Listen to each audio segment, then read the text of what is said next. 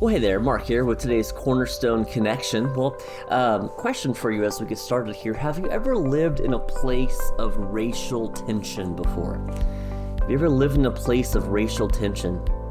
You know, being in a place of racial tension can be very scary, and so many people know that far better than I do or I ever will know. You know, I've lived a very privileged life, I suppose, in that way, and you know, I'll never forget a situation that existed for me in high school when a good friend of mine, and I were playing in PE. It was PE class, you guys. It wasn't even like a real sport, right? It was PE class, guys. I can't play basketball, don't worry.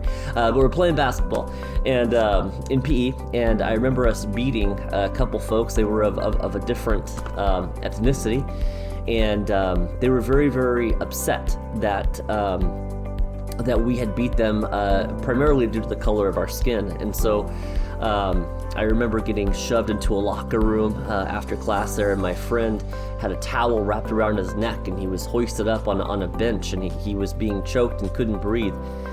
And then I remember when he finally did break free and a coach came running in there and he broke everything up.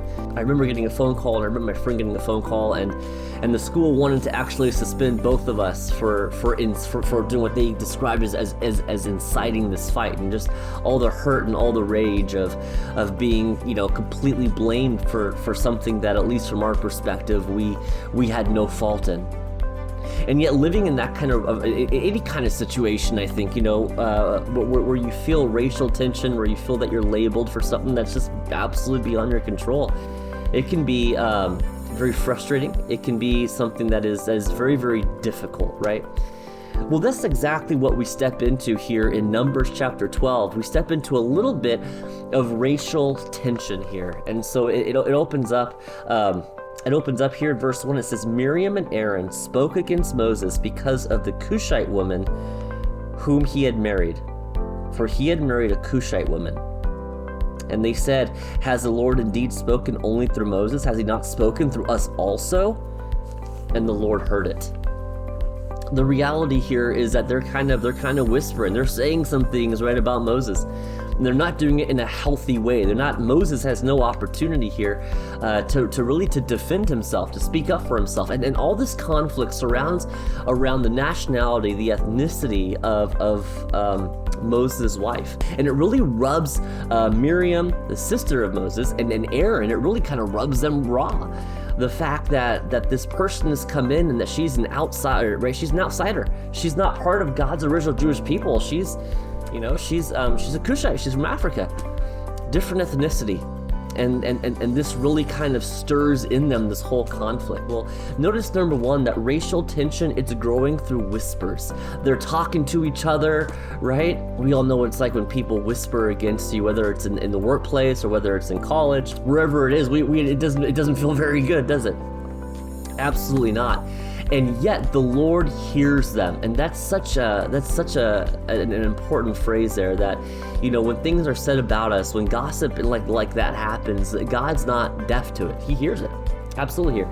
And then it picks up here, verse 3. It says, "Now the man Moses was very meek, more than all people who were on the face of the earth. And suddenly the Lord said to Moses, to Aaron, and to Miriam, come out, you three, to the tent of meeting.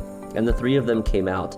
And the Lord came down in a pillar of cloud and stood at the entrance of the tent and called Aaron and Miriam. And they both came forward, and he said, hear my words. If there is a prophet among you, I, the Lord, make myself known to him in a vision. I speak with him in a dream. Not so with my servant Moses. He is faithful in all my house. With him I speak mouth to mouth, clearly, and not in riddles. And he beholds the form of the Lord.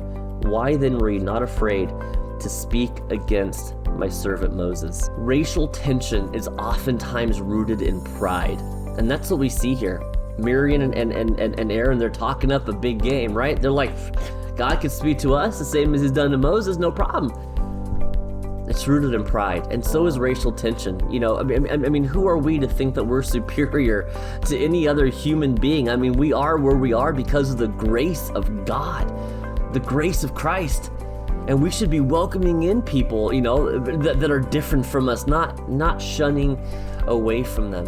And so understand that anytime we step into something that's rooted in our pride, just kind of to watch out for that, right? And then, and here's what happens in verse 9. It says, and the anger of the Lord was kindled, and he departed. Racial tension angers the Lord. That's the truth. Racial tension angers the Lord. When we treat people less because of how they look, because of where they're from, or how they talk, or any of those things, economic status, education level, that angers the Lord, you guys. He doesn't want that to happen. We need to absolutely steer clear from that kind of racial tension and instead be a people that are welcoming and inviting people in to this community of faith that we have no claim to, right? We were all sinners and God saved all of us equally. Like, we have no special claim to this, just like Miriam and Aaron had no special claim at all. It was all God's grace back then. You know, Miriam and Aaron are not the ones that brought the Israelites out of Egypt and part of the Red Sea. That was God. Right? We're not the ones that died on the cross, right, and lived a perfect life. That was 100% Jesus. So we have no claim to be anything more than what we are, and that is saved by grace. And so let's live that out this week. Thanks for watching, and we'll see you next time.